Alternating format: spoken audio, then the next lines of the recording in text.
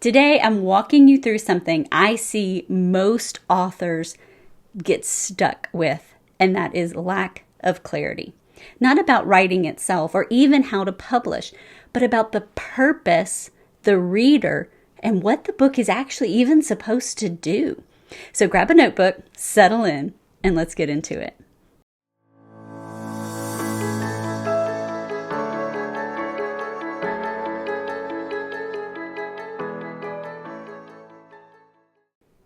If you have ever felt stuck before chapter 1 or worried that you might write a book that no one actually connects with, then this teaching is for you.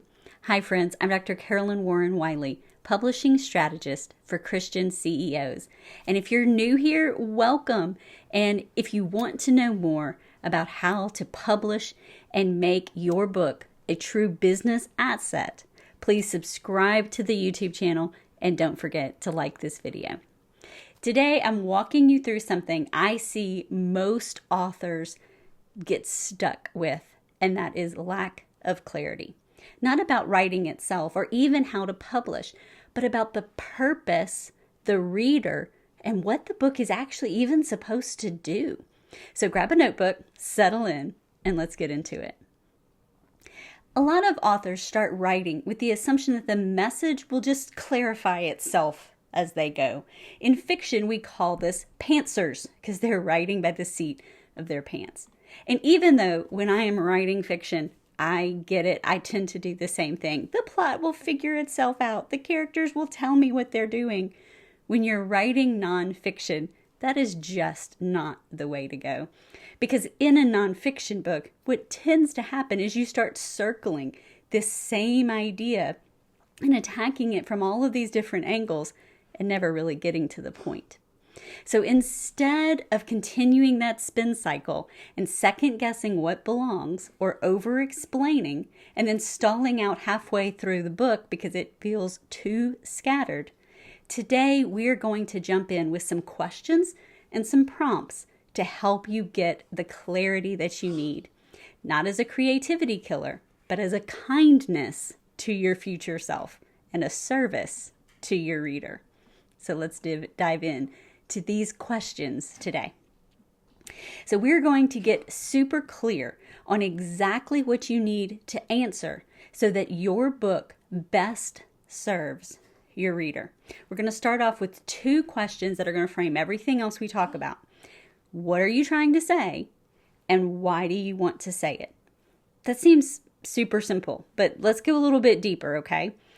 What are you wanting to say? That is the core message of your book. Are you wanting to talk about maybe overcoming a mental health struggle? Maybe you want to share how you came to faith in Christ. Maybe you want to talk about living in abundance. We will use our newest book by Rose and Pearl Publishing, Terry Hits the Good Mom Trap, as our example throughout. And yes, I have a proof copy here and not a beautiful one that doesn't have the proof not for sale across the top. But when Terry and I first started talking about her book, she was wanting to write about the difference between being a good mom and a godly mom. And that became her core message and a filter we used to decide everything that went in the book and everything that we kept out as well. So what is it that you are wanting to say? What is your core message? I want you to write that down. Next, we want to ask, why are you wanting to say it? You might have something you need to say, but what is it that's making you want to say that in the first place? Are you wanting to teach about something? Are you wanting to guide people to a certain transformation? Are you wanting to simply share a personal testimony? Maybe you want to entertain. It doesn't matter what your why is. You just need to be clear about what your actual why is. So for Terry, she wanted to teach about how to become a godly mom, but she wanted to do so through the story of her own motherhood. So we ended up crafting a personal development book that has a heavy dose of memoir so that it carries throughout the story and carries the reader on a journey with Terry so that you truly see the heart of why she has this parenting mentorship program to begin with.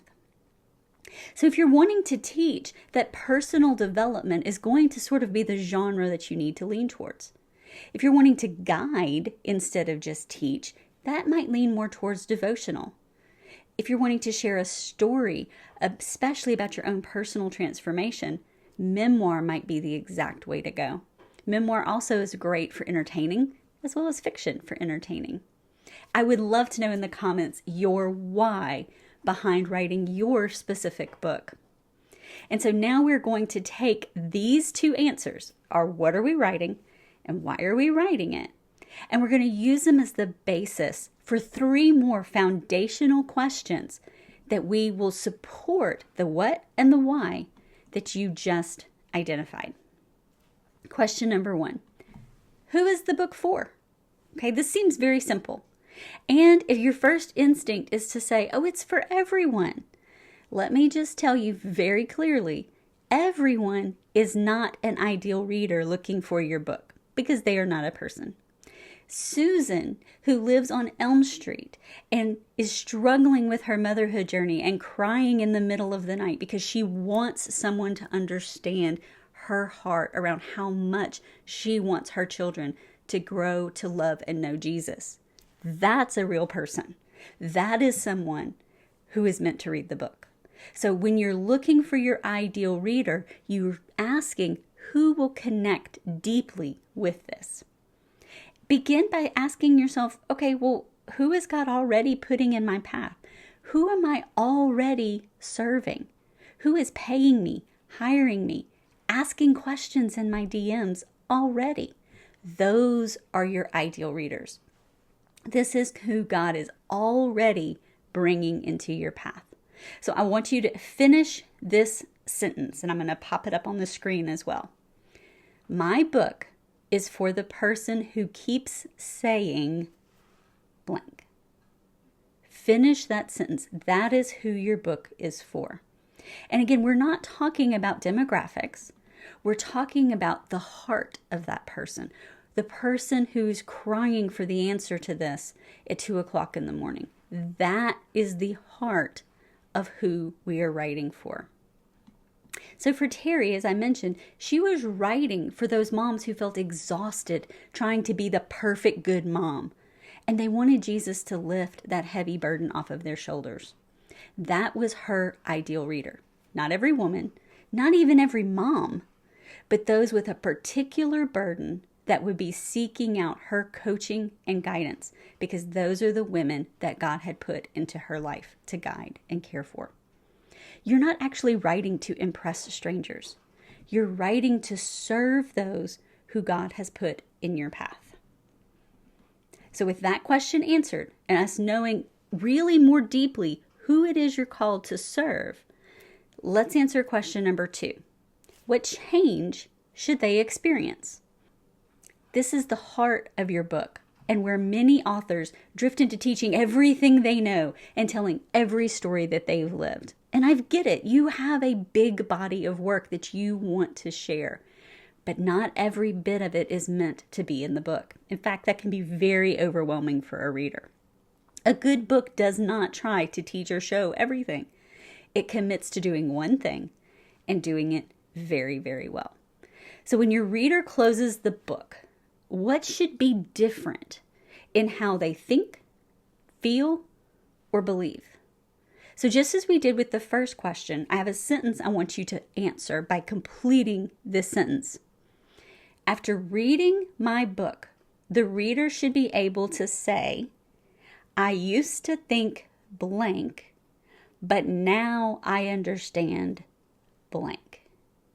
Now, you might change those words a little bit, like I used to believe, but now I believe. Or I used to feel, but now I feel. Because again, it's what are you really wanting the reader to feel, believe, think, or understand after they have read your book? For Terry, she might finish the sentence as follows. After reading The Good Mom Trap, I used to think that being a good mom meant my kids would not leave the faith that I instilled in them. But now that I've read it, I understand that being a good mom does not automatically produce godly kids. That sentence that you just wrote, similar to the one that I just gave you from Terry, is going to be the backbone of your entire book. Every chapter exists to support that shift. From the very beginning, the reason they pick up the book, through the process that unfolds as they are reading it, to the transformation at the end, and then even the steps they take after they close the book. Which brings us to our last question. What do you want them to do after they close the book? What is the next step for your reader after the last page? And this is one where I see so many authors not even consider. They think about the reader buying the book. They think about the reader reading the book. And that's as far as they go. They never think about what comes after that. This is make or break for actual money in book sales. Because many authors realize, especially in the nonfiction genre, it's not book sales that are going to get you the most return on your investment. It's actually the back-end offers, the speaking engagements, the coaching sales, those opportunities that arise because of the book, not necessarily the sales from the book itself. Okay? So you need to decide right now strategically, what do you want your reader to do after they close the book? They feel encouraged, and then they do what? Because if you don't tell them what that next step needs to be, they're just going to close the book, feel wonderful, have that transformation, and move on. And a week later, they're going to have forgotten about you, your book, and your message. And that is not what you want, because it does not serve your reader well. And it's not pride on your part to think that they need to continue in some form of a relationship with you. It's clarity around how to serve the people God has entrusted to you. So this is what we're going to be thinking about. You are allowed to guide your reader. You are allowed to say, if this helped you, here's what you do next. Now, that step might be a consultation with you. It might be a group coaching program. It might be a resource that you give them. It might just be a conversation. But you need to decide before you write the book what that next step is going to be, and then thoughtfully prepare your reader for that step as the next logical choice all the way through the book. So once again, I have a sentence for you to complete. When my reader finishes my book, I want them to blank. That decision alone will shape how you write every chapter. So for fiction writers, maybe you want them to buy the next book in the series. Maybe they need to sign up for your newsletter so that they know when that book will be coming out. Maybe between now and then, you're going to be giving them amazing products that line up with the characters in the book that you know that they will love and want. For Terry, for The Good Mom Trap, her answer was that she wanted them to grab one of several different free resources so that she could continue to nurture that relationship with the reader, and they would know how to connect if they felt that her mentoring them on their motherhood journey was the next right step. Remember, Amazon, Ingram Spark, these wonderful places that publish books are not going to give you people's email addresses. There are certain platforms where it's direct sale to the reader, where you will know who bought your book and what their email address is.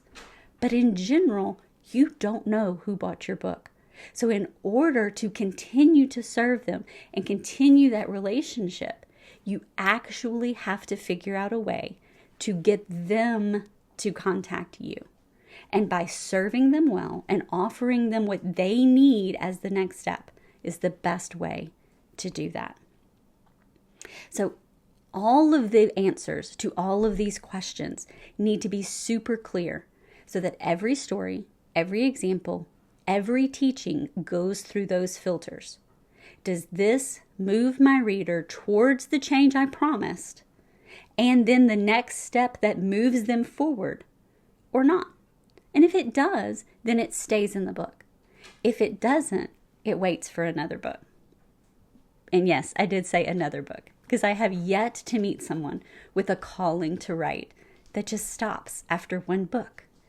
So before we end this video, I want to acknowledge that some of you may be thinking, but there are multiple options for how I could answer these questions, so which one is right?